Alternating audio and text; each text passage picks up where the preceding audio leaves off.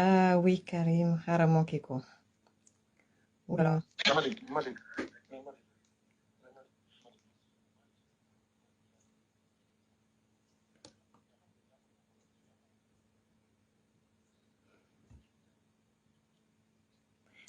maa ngi leen di ziar sama gaay mi gis ma sama bopp.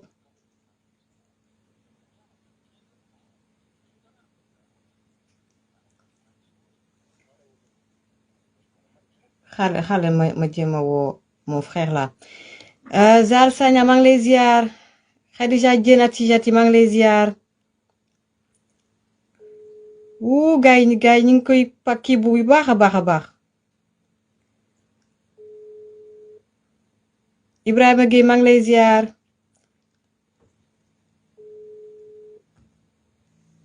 waxtu dëgg mi ngi seetaan.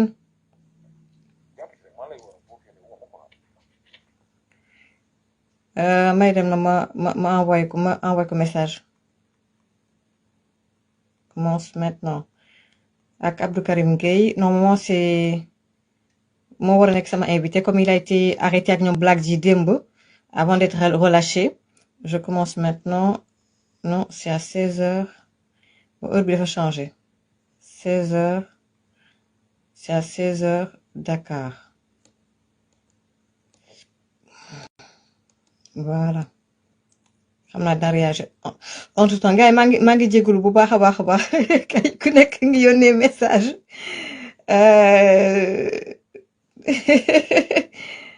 bon gars yi xaar leen depuis Bologna waa Bologna maa ngi leen di ziar leen di bu baax a baax. attendez ma yónnee ko sama groupe ku dugg partager. Les sentinelles du Sénégal. Voilà, les sentinelles du Sénégal. ku dugg partager.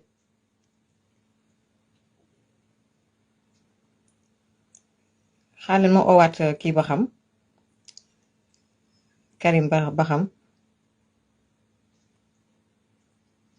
ku dugg partager.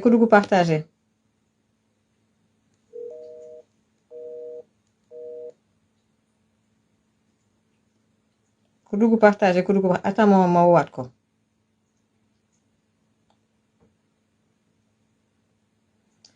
moi Marie Gueye joyeux anniversaire Marie Gueye donc mu ngi ma door a envoyé message voilà te su ma démarré naa ok inchallah gars yi maa ngi leen di ziar xale ma owaat encore Abdou Karim Gueye parce qu'on s'est raté. Khadijo Chou je dois t'appeler Khadijo sister je dois t'appeler. def naa sa commission def naa sa commission Bambi Gandega Camara maa ngi lay ziar ndeysaan tout le temps au poste. Adeline Cabral maa ngi koy nuyu également Aminata Cissé l'ambassadeur Oumar Wade Kër Ndiaye Lo maa ngi lay nuyu bu baax a baax Alassane Mbengue waaw maa ngi lay ziar en fait heure bi moo changé man mi dama tardé dama nekkoon ci ay xam nga rek daal expliquer après maa ngi si jàmm bu baax a baax mais maa ngi tàmbali nii et puis dans 30 minutes normalement ma jël la dégg nga à tout de suite ok à tout de suite waaw 45 ngeen di julli attends ban heure moo jot nii xoolal kon bàyyi ma jël à 30 16h30 voilà ñu def benn 15 minutes bu kii bu saf 10 minutes bu saf comme da ngay dem julli ji dégg ok tout de suite ok waaw d'accord ok Binta Diallo mi ngi seetaan maa ngi koy ziar Binta Diallo woo naa la Binta yow ku la woo dalay jot comment ça se fait Binta Diallo on a des choses à se dire waxtu dëgg ak am na keneen ku ma fi gis bilaay fàlle bi dafa tardé mais j'avais pas le choix. Ndiasse Bamba Kara maa ngi lay nuyu Babali maa ngi lay nuyu yaa Ami Diop maa ngi lay nuyu bu baax a baax coalition Diomaye président ñu ngi seetaan salut à tous ndeysaan waa coalition Diomaye président nee nañ faax ci kii bi ci ndaje mi maa ngi leen di nuyu soyez les bienvenus waaw parce que man moom wax dëgg neex yàlla sama gars yi man j'en parlerai tout à l'heure Mame Kato Dieng maa ngi lay nuyu bu baax a baax xaaral ma dem xool ji sama donc résumé bi nga xam ne def naa ko maa ngi jégalu j'ai commencé je pense à 10 hein donc on va continuer jusqu'à 10 ou écart hein voilà donc dinaa teel a jël sama invité mais su ma jëlee sama invité par ma continuer également ak it continuer live bi hein gars yi donc maa ngi jégalu Youssou Diène mi ngi seetaan maa ngi la nuyu bu baax a baax a baax Aminata Seck maa ngi koy nuyu également bu baax a baax Cobra Ba également borom testament bi maa ngi la nuyu bu baax a baax borom testament bi maa ngi lay ziar également gars yi donc tey on va parler ci libération nuyu bu baax suñu xarit Badara Gadiaga je devais day l'appeler xam naa ko ma pare léegi kontaan mais bon voilà donc il est sous bracelet électronique voilà yéen ñëpp vous avez compris le jeu hein donc voilà c'est uniquement pour pas que mu continuer def émission fële ca TFM ca Jàkkaarloo voilà li ci nar a xew yëpp aussi dañuy bàyyi noonu rek voilà donc ñoom DER ak waa TFM ñoom ñooy xool naka la ñu lijjantee mbir mi Der maa ngi lay nuyu bu baax a baax voilà di nuyu plateau TFM yëpp jàkkaarloo seetaan naa leen bi passe ak it Abdou Nguer une très très très belle émission sama xulowaale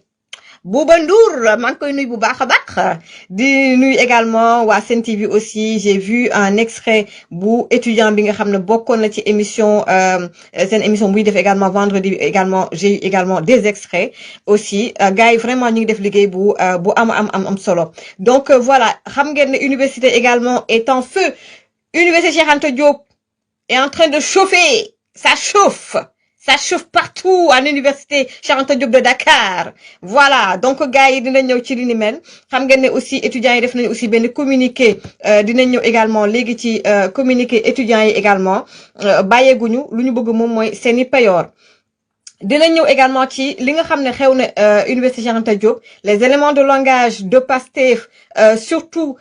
côté Ousmane Sonko ñi nga xam ne ils sont plus sonkistes voilà dinañ ñëw ci seen élément de langage ñu décortiquer ko ah ak yéen ngeen woon leen seen mauvaise foi ak seen lâcheté voilà donc dinañ ñëw bu ci kanam léegi ci li ni mel dinañ ñëw également ci Asma Khadija également di ko nuyu également sama sister mi ngi ci waa Pastef nee nañ duñu ko bàyyi waaye moom tamit mi ngi wowlee dafa wowlee moom it mu ngi leen sës ci miir bi di leen di rëkk yu baax yu baax a baax ña ngay bëgg a dee voilà gars yi dinañ ñëw un petit peu aussi ci coup d'état bi nga xam ne moom moo am au Bénin et je pense à mon frère donc Kémi Seba on échangeait énormément à un moment donné on échangeait beaucoup à un moment donné depuis un moment nag gëj naa ko dégg mais dinañ ci ñëw léegi xam ngeen ne Pape Sané bu fekkee ne am ngeen yeneen i information je vous dirai pourquoi parce que cette semaine j'étais un peu déconnectée et vous saurez pourquoi parce que j'ai un coup de gueule je vais pousser quand même un coup de gueule par rapport à l'opposition ici au niveau de la diaspora dañuy waxante dëgg amuñu nëbboo live yi bu ngeen gisee depuis 2016 ba tey pourquoi tout le monde est là machallah parce que langage de vérité lay tenir ak nit ñi man kenn nekkul sama ginnaaw kenn tiinalul sama ceeb donc on a un combat depuis 2021 kafuñu ci réewuñu ci c'est pas un jeu kon nag tey man bokkuma ci benn parti politique je suis libre de dire ce que je pense kenn nekkul sama ginnaaw encore une fois kon il faut se dire les choses Sénégal dañu war a bàyyi bayal bi Sénégal dañu war a bàyyi masla bi te lii ñuy xaar du lu ndaw Ousmane Sonko kuy xeex ak moom da ngay takku ba dëgër xol yi nekk benn ñu doon benn bañ a naxante bi dañ koy baax ndax instant bi ni non kenn du ko sor ko bàyyi leen mën naa ci ñëw bu ci kanamee léegi j'ai un coup de gueule à pousser dinaa pousser sama coup de gueule bu ci kanamee léegi balaa voilà donc gars yi ñu ñëw ci Pape Sané je pense qu'il est en garde à vue aux dernières nouvelles il était en garde à vue voilà parce que là aussi avec l'arrestation de l'ancien militaire proche de Yaya Jammeh l'ancien président de la Gambie donc l'ancien militaire Madiang bañ ko jàppee Casamance gis ngeen ne élément de langage yi nga xamante ne waa Pastef pro Sonko yi yëkkati nañ ko muy Babacar Touré Kewoulo mais moom il est malin il est intelligent par rapport ak certains dof yi jeneen ñi moom xam na ni muy voilà il m'énerve le gars là mais quand même moo leen xaw a gën a muus ci yenn côté yi xam na nu muy waxee sans pour autant dugal boppam mais Pape Sané ëppal gi mu ëppal Pape Sané ce monsieur bugguma sax yàgg ci ay waxam mais je le voyais venir avant le coup d'état en Guinée-Bissau je le voyais venir parce que les éléments de langage de Pastef ñi jege Ousmane Sonko foog ngeen di xool seeni chroniqueur dee leen déglu seeni chroniqueur dee leen déglu waa Walfadjri si chroniqueur Sonko yi nekk Walfadjri dee leen bàyyi xel également ay nitam yi nekk ci TikTok bi ay réseaux sociaux yi de manière générale élément de langage yi ci ñoom lay njëkkee ba ma njëkkee dégg muy wax waxu Yaya Jammeh moom Pape Sané di indiwaat kaaw Gambie laa ne am na lu xew kon nag dañu génne seen élément de langage jamono ji suite à l'arrestation ñu ngi naan waaye y a un complot qui se prépare contre Ousmane Sonko voilà am na benn photo bu ñuy prépare et cetera parce que gis nañ depuis quelque temps ñun on en parle problème sécurité nationale te ñun suñu biir également ci combat bi ñun ci suñu biir y a des toog aussi nañu waxante dëgg dafa am ñoo xam ne dañu nekk ci suñu biir ils ont un pied Pastef un pied chez nous man xam naa ci dara képp kuy wax ak man jamono ji dama defaat léegi comme jamonoy 2022 képp kuy wax ak man am na loo xam ne dama koy wax ak ñenn ñi am lu may wax ak ñenn ñi bu seetlee ma xam ne kii du ma waxateeg moom ci yenn yi ma bàyyi ko ci biir nag muy tëmb bu labee moo xam man yàgg a joow laa damaa yàgg kenn mënu maa loolu donc gars yi Pape Sané l'élément de langage les éléments de langage bi nga xam ne yëkkati nañ ko temps yi donc on l'a il est en garde à vue ñu xool fan la waa net di mujjee ak it ay gëtëm Guinée-Bissau également c'est en corrélation avec également la réaction de Ousmane Sonko. J'aurais un message à faire passer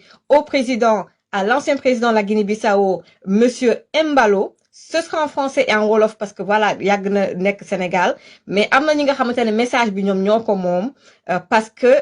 la sortie de Sonko li mu wax ci coup d'état bi am Guinée-Bissau son appréciation à l'Assemblée nationale en tant que premier ministre du Sénégal du warugalam naka la ko entourage u Embalo gisee il y a certaines personnes ci biir entourage u Embalo dinaa leen jotal un petit peu jox leen lu xaw a croustillant et ci boobaa nag aussi ma daal di sërëxal sama message boo xam ne je sais que di ngeen ko dagg yónnee ko l'ancien président Embalo que j'apprécie énormément ainsi que son frère l'ancien président du Sénégal président Macky Sall bokkuma fenn nag mais dañu nekk ci xeex boo nekkee ci xeex l'ennemi de ton ennemi est ton ami te man jamono ji muy coalition Diomaye président ku munti doon APR ak opposition ñëpp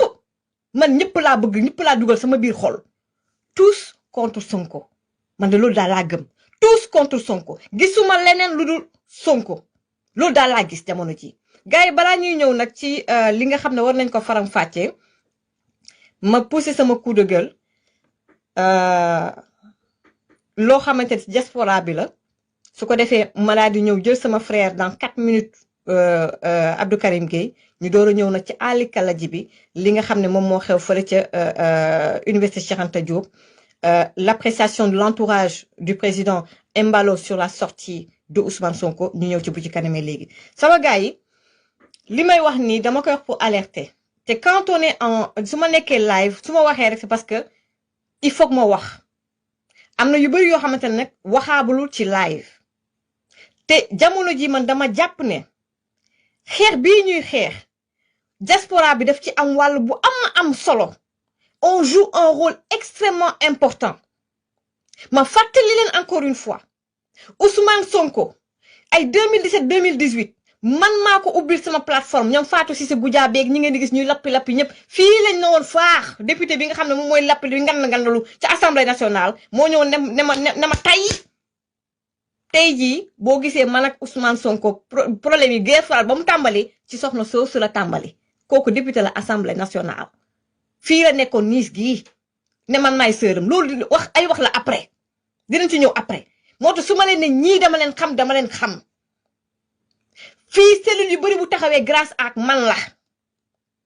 kon nag diaspora bi Ousmane Sonko jaar ci ñun pour mu récupérer diaspora bi dañ ko war a récupérer ci loxoom ñun fawuñu ci xeex bii de ma waxaat ko Ousmane Sonko diaspora bii mu teg loxoom ñu jël ko teg ko sur un plateau d'argent dañuy dama koy nanguwaat te foog ñu nanguwaat ko ñun ñu ngi ci diaspora bi di liggéey ak diaspora bi depuis 2008 boobu maa ngi 2STV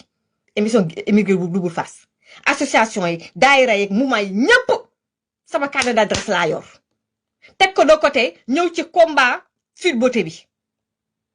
jamono jii nag dañu war a récupérer diaspora bi kon nag taluñu seeni xiiroo ak seeni ŋaayoo politiciens yi taluñu seeni xiiroo ak seeni ŋaayoo. am na manifestation boo xam ne amoon na démb waa artu defoon nañ manifestation démb à Paris man artu c'est une très bonne initiative boo xamante ne dama leen défendre partout te ñoom xam nañ loolu. gars yi seetaan na leader yi nekk Sénégal nañ ko yëg y a trop de problèmes dans la diaspora. instant bi bu ngeen gisee tey Sénégal tey xeex bi jamono ji Sonko n'est pas en position de force du opposition bi de déedéet parce que Pastef mooy xeex ak Pastef de un parce que peuple bi sonn nañu ndax dara doxul à cause de l'incompétence ak làmmiñ gu rëy ak les bêtises de Sonko dëkk bi lépp a bloqué. L'incompétence de Sonko ak waxam ju bari moo ñu yóbbee problème yi moo tax nit ñaa ngi génn université di tàng mais du opposition bi te waxoon naa leen ne Pastef ji bu ñuy wàcc Pastef mooy daaneel Pastef ndax bu ngeen xoolee PDS moo daaneel PDS jamono ba ñuy xeex Karim Wade ma leen APR élection législative 2022 ma leen APR mooy daaneel APR képp ku nekk de bonne foi yaa ngi fàttaliku sama wax jooju ma ñëwaat ne leen Pastef mooy daaneel Pastef te Pastef bu daaneelee Pastef jamono ji lii di xew dafa am ñi nga xamante dama bëgg nga déglu ma bu baax ndax waa Pastef ñu ngi toog di seetaan waa kër Sonko yi wala bu ma paree ñu seetaan te dañu muus bugguma joxe ay éléments yoo xam ne dañ koy jël di ko utiliser ma ni Pastef bu Pastef nekkee di tàng ni di chauffer dafa am lu tax dafa am ñoo xamante ne ñi ngi xeex ci suuf nekkuñu ci réseaux sociaux di wajji ñooñu buñ nee bëreet c'est di bëreet rek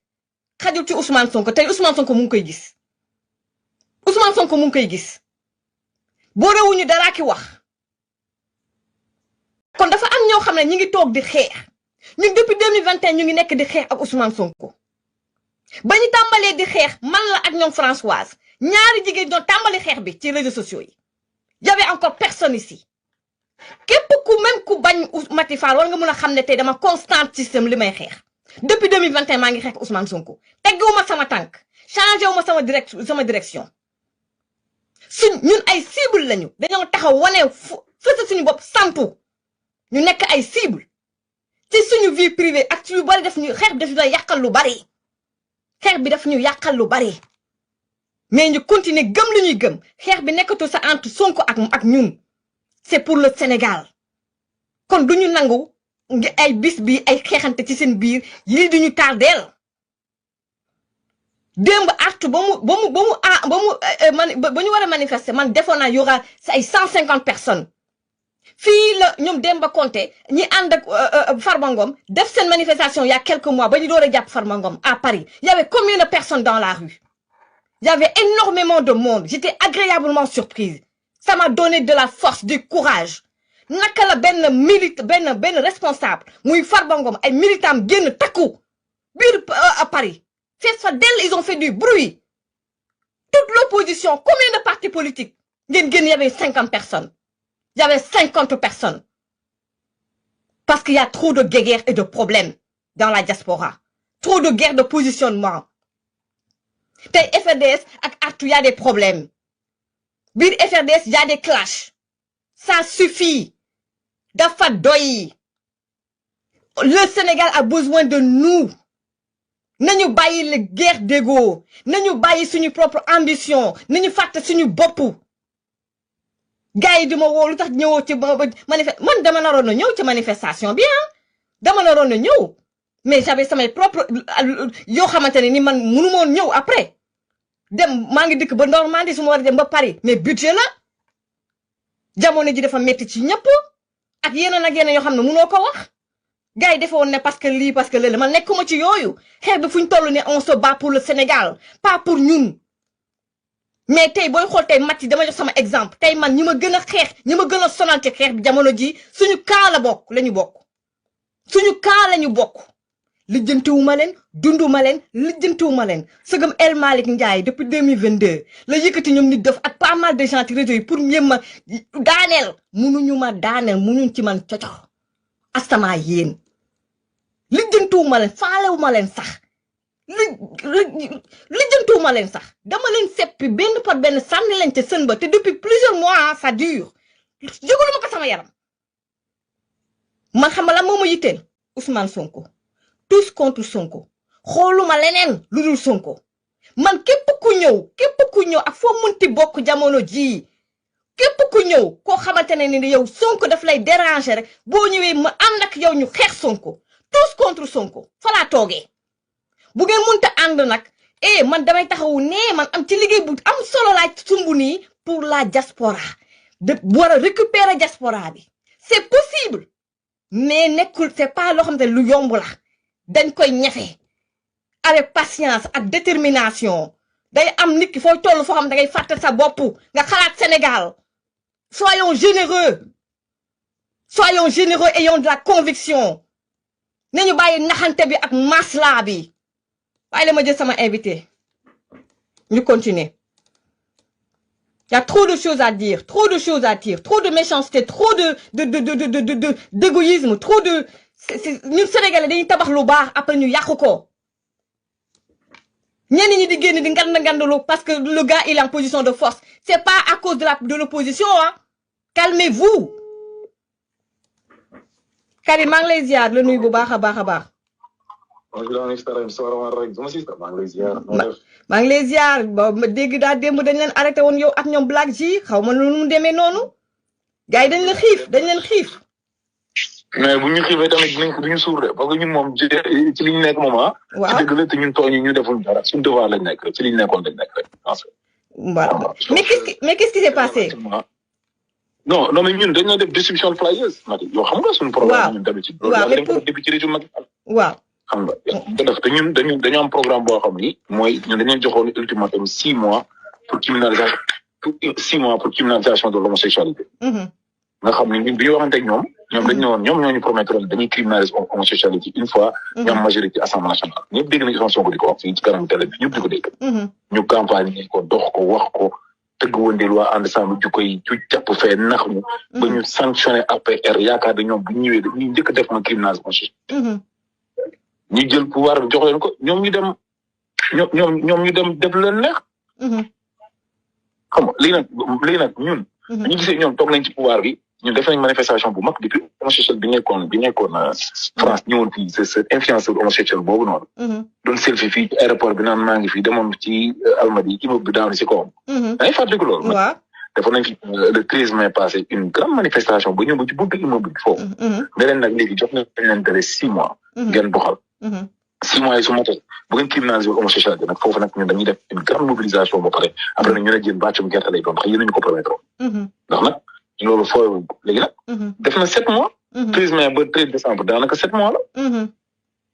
léegi nag def na 7 mois yoo xamante ni. boobu léegi ñu dégg lu nekk mi ngi xaw ci parlement bi te lañ diggante ñu respecté wu. ñu nekkuñ ci dara loo xam ni moo taxoon tey ñu pal leen. moo taxoon ñu jox leen majorité assemblée nationale. te fu mu nekk nii.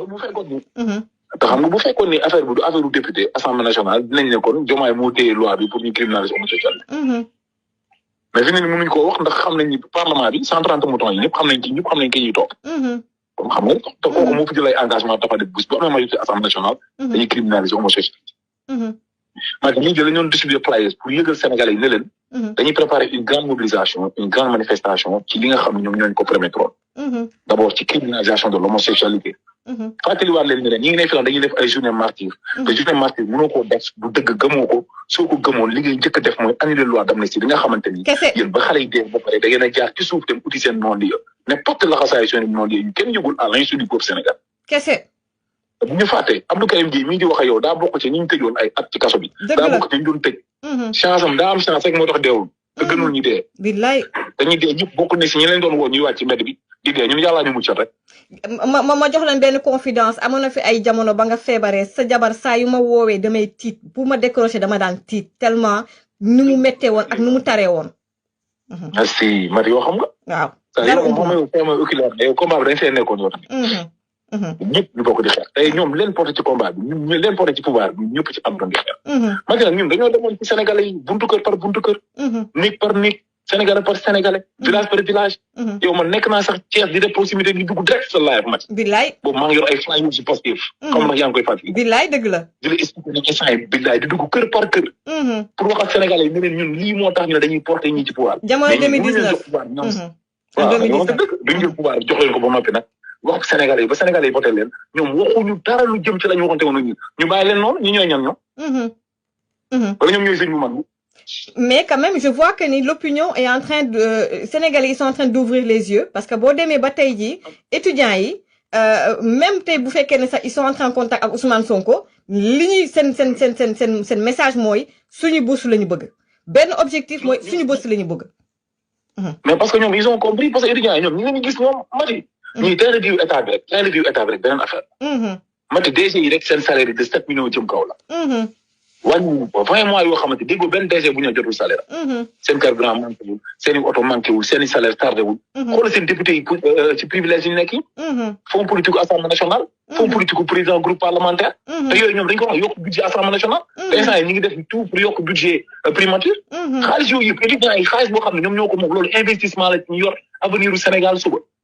yow nga bëgg ñëw tëdd si ba pare naan ay xaalis amu fa di taral étudiants yi di dama ko dikk naan dëkk bi amul xaalis. yow sooy gën dëkk bi sax jet privé ngay jël. yow sa benn voyage week-end kese rek 200 millions ngay yàq. billahi. nga ñëw bëgg naan mais man dama ne nit ñi est-ce que ay nit dañ te yow nga fekkoon dëkk boo xam da nga ni dañ koy fooye Macky Sall daa am benn yot xaw ma lan boo xam ni. day toog ba yàgg mu doxantu ci mi ngi ko jëndee ay milliards kër wax. ak la ñu doon wax Karim Wade ak ñëpp waaw loolu doon waxal ñëpp. ku ne nga waxale daa am ku ne daa yi te yow moom Madiambal Diagne dafa wax ni. Ousmane Sonko multimilliardaire la su ko weddee na fexe ñu publier déclaration de patrimoine. Ousmane Sonko ñemewu ci yéey yàbbi naawu ci. gis nga ñaari Sénégalais yi seetluwuñ ko Ousmane Sonko ñemewu ci wax. homosexualité ak publication déclaration patrimoine ñemewu ci sax wax. moom laa wax ma ne léegi boo seetee député yi assemblée nationale Ousmane Sonko dafa wax ak ñoom ba Sonko ñemewul sax tudd homo bi ñuy fóotee nii sax bu ko waxee tubaab bi yaakaar homosexualité lay wax mais loolu mat dafa garaaw. non dégguma la nga ne Sonko day ragal sax tudd. homo bi ñuy fóotee nii moom su ko waxee sax tubaab bi yaakaar homosexualité lay wax loolu mati. moo tax ñun la dañ koy wan ne ko ñun ñu ngi fi déterminé wu mati. engagement total amul kenn ku ñu mën a wàññi. amul kenn ku ñu mën a vexé amul kenn ku ñu mën a intimider. ci principe bi ñoom xeex démb ñu bàyyi ko. mati lu ñu may doon Macky Sall duñ ko may ñii. parce que ñii li ñu leen xeexal ba jot ci pouvoir si xeexaluñ ko Macky Sall. nañu waxante dëgg. nañu waxante dëgg engagement yu ñu jël Macky Sall jëlu ko woon. kenn jëlu ko woon ñu ko fi jël. ñooñu fekk ñuy xeex ñu ñëw porter suñu combat dañ koy dugal ci institution. kon nag ñu ne ñoom bàccum gàcce lay doon tàkk mbagg ak mbagg ba keroog ñuy def li ñu wax mbaa ñu ne ñoom bu ñu leen may jàmm. macha allah donc da nga war a dem nii defe naa juma ak 45 nga ma wax. waaw 3 minutes waaw Mati waaw 5 minutes moo si def. donc Mati daal loolu daal mooy pour booy wax daal ni le 12 incha allah jeudi bii nii. waaw. dañuy def conférence de presse. donc collectif Le Peuple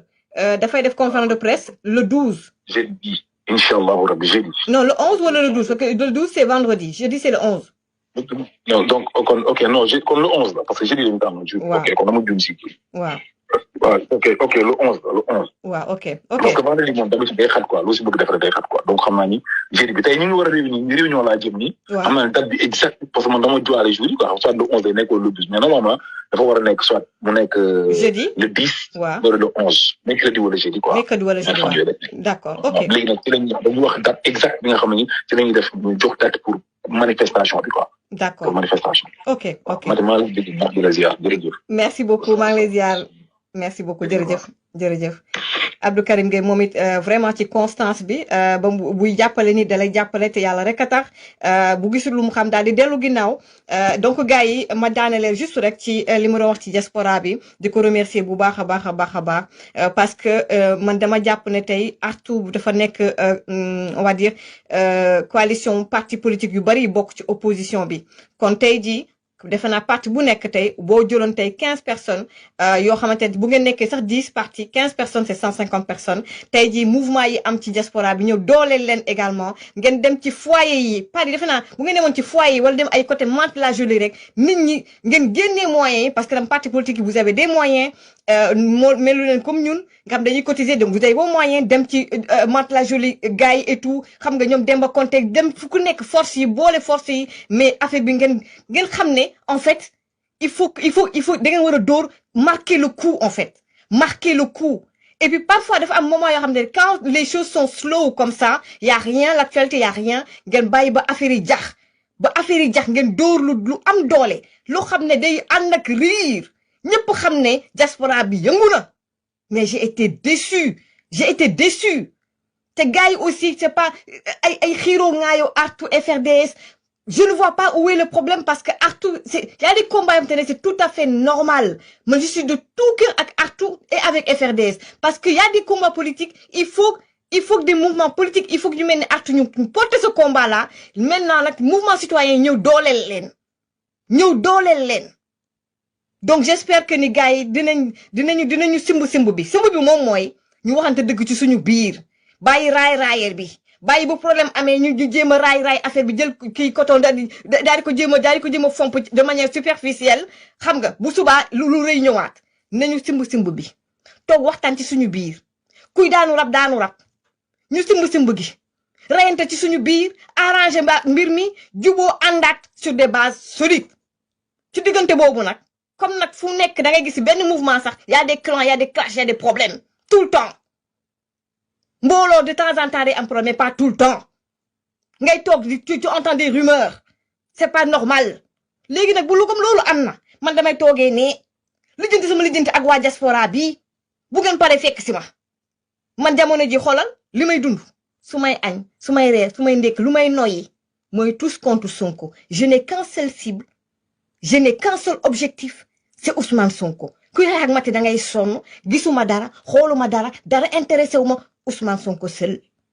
sama problème sama yitte Ousmane Sonko seul Ousmane Sonko rek mooy sama yitte tous contre Sonko tout sauf Sonko loolu lay dund ku ci bëgg nag fekk ci ma bu dee ay problème a bàyyi leen ko onde négative yi na ma sori ñu continuer ak sama gars yi ñu ñëw ci li nga xamante ne moom moo xew Université Cheikh Anta Diop de Dakar donc étudiants yi lëkkaloo nañu également xaarle ma génne encore communiqué bi donc may le ma tuuti ma ñëw ci communiqué bi am na ku ma yónnee donc communiqué bi donc voilà gis nañ ne donc le collectif donc voilà donc gis nañ ne gisante nañu ak it may le ma tuuti syndicat donc voilà donc ils ont été reçus par le SAEMS, c'est ça. Donc le syndicat autonome des enseignants du moyen secondaire, voilà, et que ñoom ñu ngi tàllal loxo également association parents d'élèves ak tamit étudiants yi ñoom lenn la ñuy ñaan moom mooy ñu fay leen seeni rappel ñu fay leen seeni xaalis donc policiers yi ba tey policiers yi ñu ngi foofa ca biir campus ba ñoom jàpp nañ ne gars yi bëgguñ dellu ginnaaw donc gars yi lu ñu bëgg moom mooy xeex la ñu bëgg c'est-à-dire que état bi ñoom ñu ko waxee moom mooy régime bii nekk en place ak seeni problème gars yi bëgguñu jàmm étudiants yi ñoo ko bind nee nañ daal ñoom li ñu seetlu mooy ba tey policiers yaa ngi biir campus kon ñii bëgguñu jàmm gars yi nag bu ngeen bëggee jàmm fay leen ñii seeni koppar bu ngeen mënoon jël ci seen fonds politique yii tekk ci jox leen déjà yaa ngi nii di balbalu seen ñi ngi di gën di am yaram takk ñaar ak ñetteel seen oto yu baax yi seen salaire yu baax yi di fayu ay millions tekk jël leen nañ toog benn 1 mois 2 mois bu ñu fayee ko ñoom ñëpp suur nañ kël duñ jël seeni salaire jox ko collecté ko jox ko étudiants yi ku leen yërëmul ku leen kiiwul yërëm leen ñu ci bari ca kaw ga la ñu jóge am jom bàyyi seeni parents ñëw université pour mun a tekki ñoom tamit kenn demul ñu des étudiants yi nañu waxante dëgg amuñu na boo man au début dama defoon ne da ngeen di doo dàq rek Ousmane Sonko maanaam moom seen leader la dina leen yërëm et cetera jëluma affaire bi au sérieux ndekete l'affaire est sérieuse waaye nañu waxante dëgg yéen a fi nekkoon jàppale ko yéen bokk ngeen ci 54% yi yéen ak waa Pastef yéen a ànd dem taal bibliothèque ba étudiants yi nañu waxante dëgg su ma toogee gis ñoo xam te ne nee nañ dañ doon génn di xeexal Ousmane Sonko génn naan nekkatuñu Sonko ba tey yéeni neen la waaye nag ñun ay citoyen lañu ay patriote lañu yërëm nañ leen ndax suñuy doom ngeen suñu rakk ngeen waaye nag ñu ngi leen doon wax yàgg nañu waxtaan ak yéen ngeen ne du bëgg leen ñëw déglu tey ñu bëri ba ñaan def suñu live bi samp suñu live ñu doon saaga di ñu menacer ñu ci bëri ay étudiants lañu xam naa ci lu baax kon nag sama gars yi tey jii l'histoire nous a donné raison chers étudiants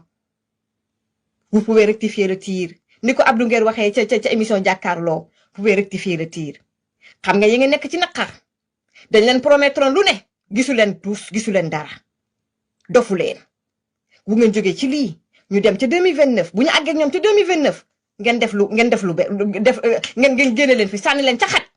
ndax ñi mënuñu gis naa sànq nag benn mbóot benn gars yi Pastef bloqué naa ko sànni naa ko ca sën ba waaye comme pas Pastef ña nga fa ngeen jottali ko waa Pastef yi fi nekk ngeen jottali ko ni ko moom nee na li fi xew yépp sama leader déjà du sama leader Macky Sall du sama leader man politico mais yéen a xam lu ngeen bëgg xalaat leen tout ce que vous voulez, j'en ai rien à cirer mais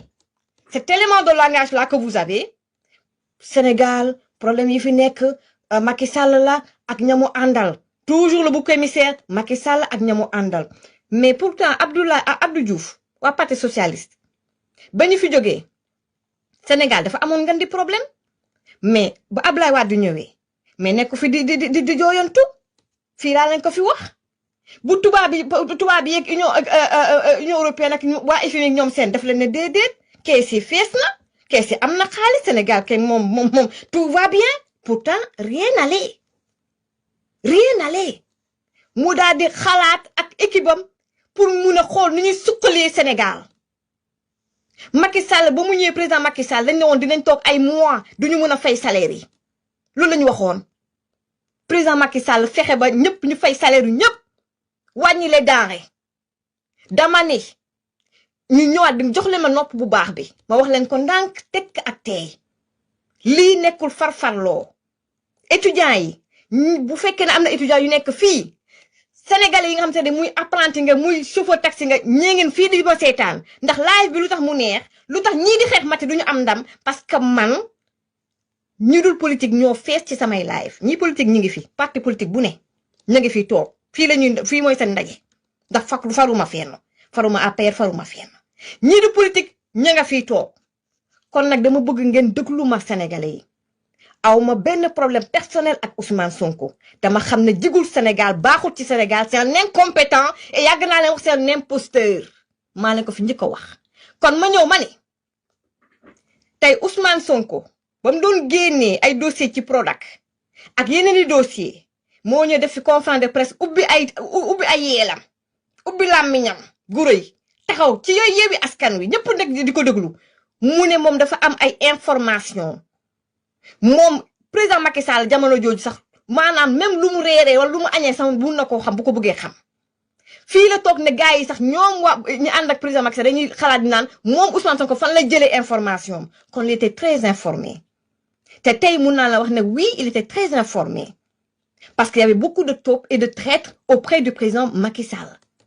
te tout le monde le sait aujourd'hui fii laa toog ne leen l'administration tout est politique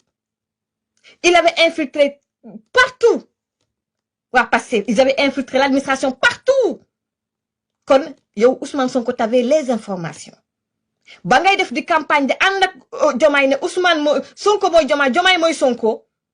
boobu tu avais toutes les informations parce que yaa ñu ko wax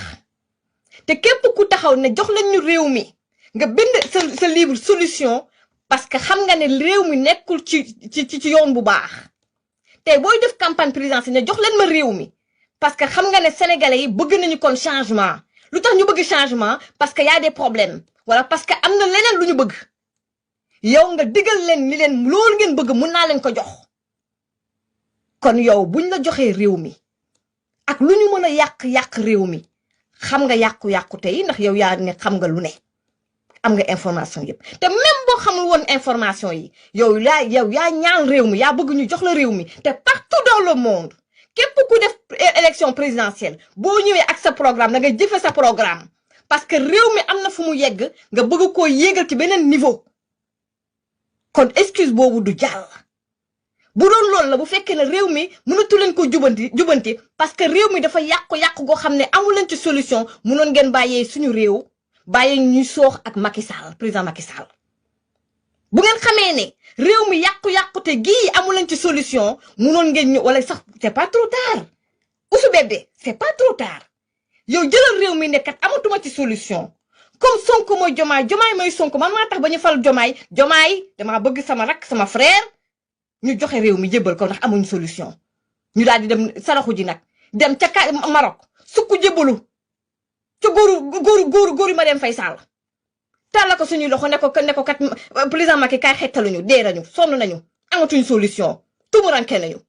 Sonko delloowaat na réew mi kaay dimbale ñu ay waay Sall Ngari kaay dimbale ñu loof nañu kii nañu sonn nañu wett nañu dee na mbir mi leer kon loolu mënul c'est pas c'est-à-dire que élément langage boobu ngeen di jël ñu ñuuxaat ko fa ngeen ko fekk fa ngeen ko jëlee ngeen koy ñuuxaat dañ leen a jox réew mi pour ngeen changer réew mi ak lu mu mënti am vous êtes des compétents vous avez de la compétence war ngeen mun a développer réew mi da ngeen ne woon ci 2 mois ngeen wàññi denrée yi ci 2 mois sénégalais sentir changement kon bu fi kenn waxati ay lañu fekk ca réew mi bu loolu weesoo sama gars yi ma ñëw ci li nga xamante ne ni moom mooy Pape Sané ak complot contre Sonko bi nga xam ne moom la nekk di wax te du moom kese xam ngeen ne ñun dañoo yàgg wax ni y a des problèmes de sécurité nationale ma junj leen fi ay yenn mbir Ousmane Sonko ñëpp xam nañ ko te ça aussi c'est un point positif pour le Pastef bu waa Sonko yi et loolu dama koy wax pour l'opposition il faut qu'on arrête à chaque fois de réagir mbir yi nañ koy gàttandu ñoom xam nañ parce qu'ils ont des taupes chez nous xam nañ luy nar a ñëw wala xam nañ ne am na lu xew te am na lu nit ñi xam ñuy gàttandu wax jooju da doy indi thèse complot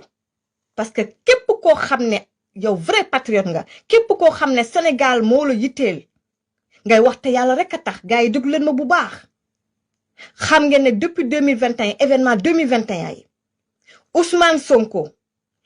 dugal na fi ci biir Ndakaaru ci biir manifestation ay nit ñoo xam ne dañoo rax ci manifestation yi wax na leen ko waxaat leen ko l'ancien ministre de l'intérieur waxoon na ko y avait des forces occultes te loolu dëgg la ma confirmer ko tey am na yeneen manifestation yoo xam ne daf doon am fii laa toog ne leen fële ca Ziguinchor gars yi bateau yi di ñëw Dakar xoolaat leen ko parce que gars yi dañ doon jaar ci biir bateau yi di wàcc yu leen di wàccee Dakar pour ñu yëngal réew mi pour ñu yëngal la capitale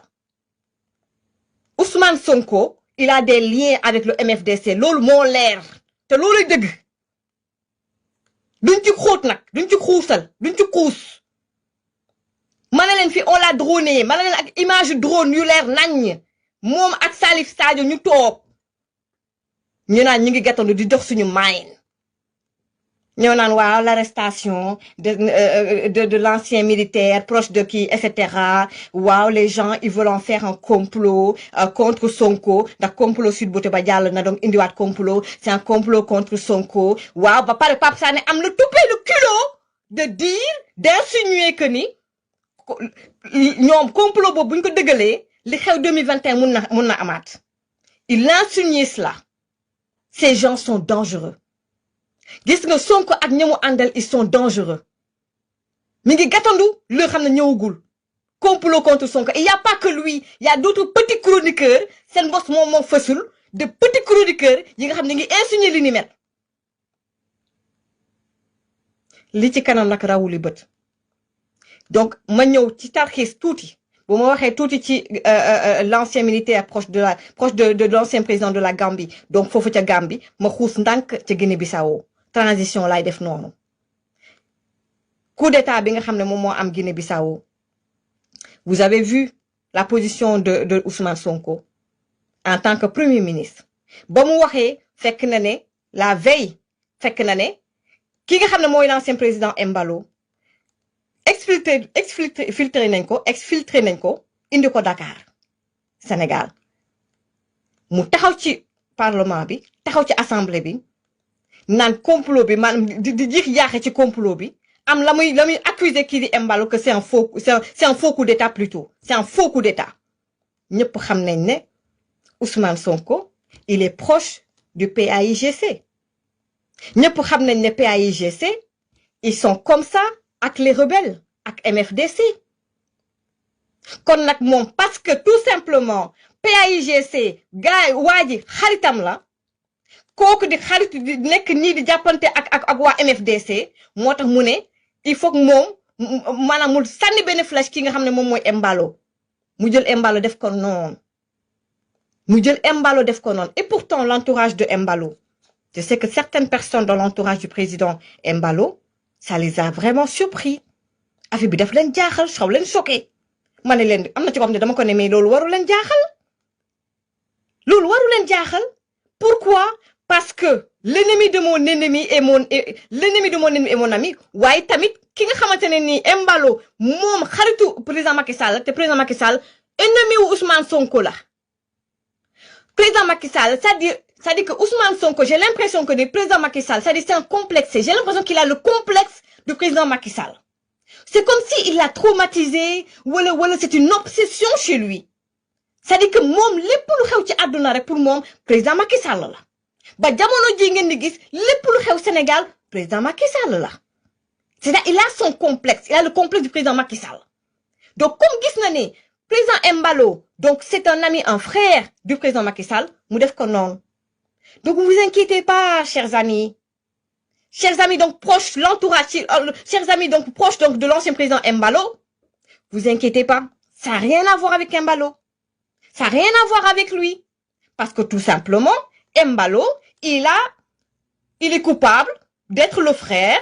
du président, l'ancien président Macky Sall. Il a une haine, Ousmane Sonko. C'est un complexe, il a le complexe du président, l'ancien président Macky Sall. Son pire ennemi en ce moment, c'est le président Macky Sall. Et puis après, il y a Diomaye.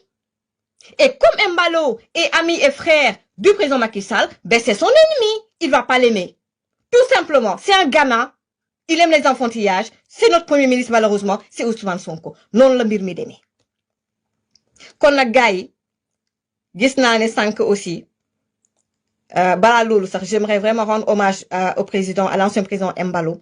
Maximum de cœur à l'ancien président Embalo. Et j'aimerais bien, amener cette émission bi, amener cette live bi, ngeen daggu ko, joxal ma ko président Embalo. On a beaucoup de respect pour le président Embalo.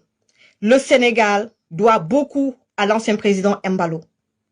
Force à vous, monsieur le président.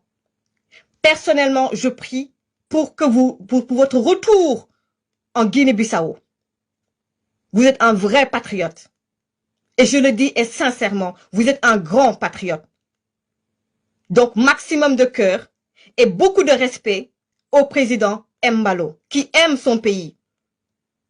Donc, gars yi, loolu bëggoon naa te rek je sais que ne di ngeen ko dagg te yónnee ko inshallah rabbi. Gars yi donc voilà, duma xuus trop ci côté boobu. Gars yi bu loolu weesoo, ma ñëw tuuti également ci foofu laay jeexalee ci sama siste ki nga xamante ne moom mooy Asma Khadija. Asma Khadija, donc là il est 18h. Asma Khadija, suñu siste, Iba Diop maa ngi lay ziar bu baax a baax a baax. Asma Khadija, suñu siste ñu ngi koy nuyu bu baax a baax a baax. Comment dire, notre devoir moom mooy l'aider, la soutenir de manière sincère. Parce que nous, on a été ci combat bi depuis 2021. Lu ne gis nañ ko. Xam nañu seeni méthode pour jéem a déstabiliser nit ki, pour jéem a détruire nit ki également. Et je pense que expérience bu ndaw bu nga xam ne am nañ ko ci xeex bi dinañ ko ko baaxee moom. Mais en tout cas, je sais une chose, elle a du caractère, elle a de la personnalité et surtout, elle est intelligente, machallah. Waa Pastef, bu ngeen noonoo ak Asma, am ngeen noon bu mat noonu. Gis naa nag def na benn publication bi passé. Gars yi ñu ngi fecc di ree naan waa elle a supprimé la publication, ñaw ña, bla bla bla. Eh ben non. Comme vous êtes des personnes de mauvaise foi, vous êtes des sournois, ñoom ñoo signalé publication bi tëb waaye du Asma moom dindi publication bi loolu rek laa bëggoon mu leer. En tout cas, tu as tout notre soutien, sister, donc Asma Khadija, également, voilà, donc sois vigilante, xamal ne xeex bi du yomb, mais tu as du caractère encore une fois, et tu es une femme forte. donc maximum de cœur donc pour également ki nga xamante ne moom mooy Asma Khadija encore une fois gars yi foofu lay jeexale donc di wax ne voilà donc libération Badara Gadiaga bi donc encore une fois ñu ngi kontaan nañ ci bu baax a baax au moins mi ngi nekk ci njabootam waaye nag lu ñu bëgg moom mooy ñu gis ko également ci émission bi nga xamante ne moom mooy jàkkaarloo am na ku ma yónnee benn message léegi xam nga diaspora bi dafa xaw a jax fële ca nga xamante ne ni moom mooy fële nga xamante ne moom mooy ca consulat bu Havre waxoon naa leen ko fa chef d'agence bi nga xam ne moom moo nekk ca consulat bu Havre dafa am donc quelques soucis enfin voilà il y a eu des différends ak benn collaborateur am ancien collaborateur bu ñuy ooyee Sangoté donc Sangoté je pense il est proche de l'APR voilà donc am na daal ay problèmes yi nga xam ne xew na fa apparemment il y a eu de la violence également foofu mais jot na ay vidéo seetaan ko conférence de presse ñi nga xamante ne mooy ñi ànd ak Sangoté xam naa moom li nga xam ne moom mooy doléance am déglu naa également le chef d'agence également déglu naa également sa version des faits dinañu gën a ñëw plus en détail ci problème bi nga xam ne moom moo amoon fi li ni foofu ni xam ne moom mooy consulat bu Havre parce que monsieur Sangoté m'a encore contacté pour que mu mun a jàll également ci suñu live mais comme samay live dama koy préparer donc sama devoir la woon aussi ma chef d'agence bi am également sa version des faits kon dinañ ci ñëw plus amplement inchallah n'oublie pas Reug ak it Pape Ndiaye bu Walf voilà Pam Ndiaye bu Walf maa ngi koy nuyu voilà gën nañ déggante man ak moom et aussi bëgg naa aussi juste cof tuuti ci beneen bi avec mon frère Kémi Seba je vais également tout faire pour le recontacter parce que xam naa des personnes yi nga xamante ne nii voilà j'ai perdu son numéro mun naa jaar ci ñooñu pour mun a waxtaan également ak moom voilà quelqu'un que je respecte énormément même si on n'a pas tout le temps les mêmes idées gars yi voilà donc ñu jeexalee ci foofu ki nga xamante ne ni moom mooy Pape Ndiaye ak it Reug Bodian bon information Pape Ndiaye bi je vais pas trop m'atteler à ça voilà du ma dugg ci ay polémiques et cetera mais su doon man may Pape Ndiaye du ma ci ñëwaat parce que Reug Bodian il mérite pas ñu koy jox autant d'importance ce gars et je vous le dis très sincèrement même bu dul loolu ce gars je pense que il est pas il y a quelque chose il est pas net en fait il y a quelque chose de pas net chez ce gars-là déjà quand je le regarde je sais que c'est quelqu'un qui est extrêmement violent enfin miinu ma ko mais loolu lay dégager c'est-à-dire nit ku soxor c'est-à-dire nit ko xamante ne dafa rancunier en fait nit ku rancunier il est prêt à tout. C'est un chien de Ousmane Sonko. Les mots ne sont pas forts. C'est-à-dire, c'est le toutou de Sonko. C'est le toutou de Sonko. Et c'est un gars qui est prêt à tout pour se venger. Et quand il parle, il n'est pas net, ce gars.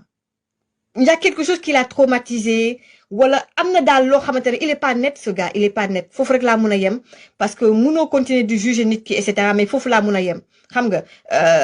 il parle, je sens une énorme colère, de l'aigreur. Il est farfelu, c'est vrai, mais c'est pas quelqu'un qui est heureux au fond, en fait. Il est pas heureux, en fait. Et c'est ça le problème de Pastef ak ñi ànd ak Sonko. Ils sont pas heureux, en fait. Tout le temps dañuy mer. Tout le temps il y a des problèmes avec eux. Et pourtant ils sont au pouvoir. Guy, il est 18h06 et je tenais également à parler sur un sujet et vraiment on termine avec ça. J'ai vu tout à l'heure que le président Diomaye est parti à Abidjan. Voilà par rapport à le président nouvellement élu, le président donc de la Côte d'Ivoire. Ñu ne premier ministre daf ko accompagner, tout sourire, etc., pour amuser la galerie. Soit. Da ngeen a laamiso. Soit. Vous êtes devenus frères et tout ça. Soit. Ben affaire de xam naa ko Sonko su bébé. Xam naa ne yow tu es imbu de ta personne. Te loo matt dafay dagg. Fii nga toog le 8 ràcc. ñëpp di la dégg. Nga daal di ràccal kii di Abdourahmane Diouf. Tam ko dëmm. daal di wax ko ni ko dafa randal. Bëgg nag moom ñu génne ko ci gouvernement bi. Te newoon nga sax dina génn gouvernement bi. Nga daal di tam dëmm kan Mimi Touré. militaire nelaw tam ko dëmm wax ci moom ay mbirum 2 milliards boo sañoon moom it ñu dàq ko ah Mimi de ma ngeen ne faax toog Mimi de ma ngay massifier Mimi de ma nga ca coalition Diomaye ba Mimi de sampu na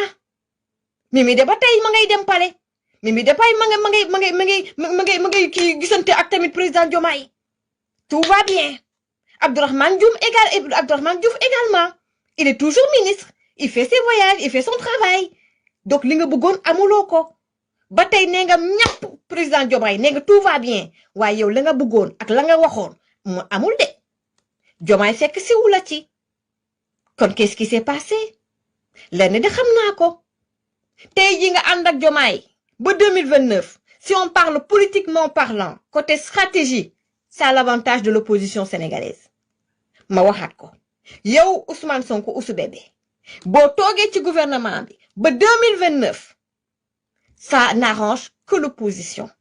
parce que bu ñu eggee 2029 tëbal leen yéen ñaar dafay yomb parce que Diomaye mooy Sonko Sonko mooy Diomaye da nga cay takk rip jamono ji sa takk nga ci rip ba pare waaye da nga ci gën a takk rip te su boobaa opposition day gën a am ay argument jamono ji nag bu ñu paree fa débuché bi ñu faxas la dàq la nga dem nekk marté war a dugg ci opposition bi ah Ousou Bébé dañoo fees opposition bi fees na de nga war a maanaam jóge ci pouvoir ba ñëw ci opposition bi war fi fekk kan war fi fekk kii di Barthélémy Dias war fi fekk sa doomu ndey Barthélémy Dias ah dañoo fees nag Ousou Bébé dañoo fees nga war a jóge nag pouvoir bi war a ñëw ci opposition war fi fekk kan ñoom Pape Djibril Fall war fi fekk kan chroniqueur yi ak ñoom activiste yi war fekk kan Abdou Karim Gueye ni du dëgg ah dañoo fees Ousou Bébé du yombee noonu de place amul dañoo fees looluy dëgg kon loo ci def rek baax na ñu daal ñu ngi nii rek sama genre gi nag bu ma sañoon dañ lay faxas rapidement man sama dëgg bëgg-bëgg lay wax politique wu ma stratégie wu ma damaa bëgg ñu teggi la nu mu gën a gaawee ñu noyyi investisseurs yi ñëw Sénégal xaalis bi dugg ñu mën a noyyi jàll ca leneen ku ne jàll ca leneen man bu ma sañoon Sonko nga abale nu mu gën a gaawee waaye boo ci def baax na boo toogee ba 2029 day arranger opposition bi rek boo toogee tamit boo toogee ba 2029 day arranger opposition bi boo na caw dem day arranger suñu genre gi boo ci def baax na boo ci def rek baax na waaw kay góoru ana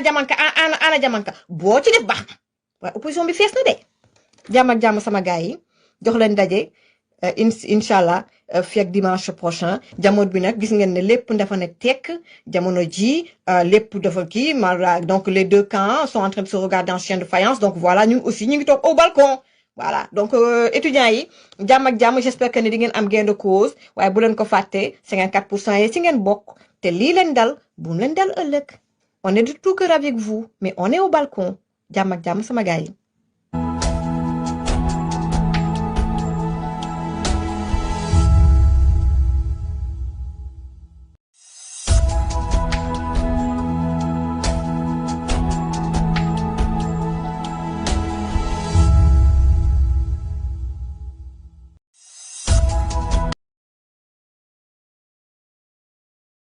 La titularisation de Grouyev, le Bulgare, à la place de Tanaka.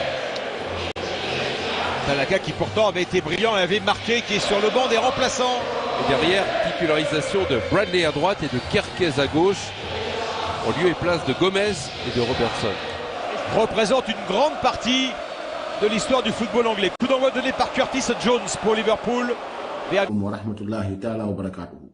maa ngi leen di nuyu di leen ziar di leen jaajëfal kenn ku nekk ba fekk la fi nga nekk nuyu la ziar la jaajëfal bu baax a baax di ñaan yàlla suma kàddu fekk la ci jàmm ak salaam ak tawfiq di massawu d'abord sénégalais yépp di ci coono yi nga xam ni moom moo nekk di am ci réew mi jamono ji bon li may jëkk wax mooy c'est-à-dire que di massawu waa mouvement rappel à l'ordre bi nga xam ni ñoom Karim ñoo ci nekk bi ñeen fekkee fi ñu nekkoon daal den arrêté pour la bonne et simple raison que dañ doon séddale ay flyers moom bu taxee ci réew mii nii ñu jàpp ci doom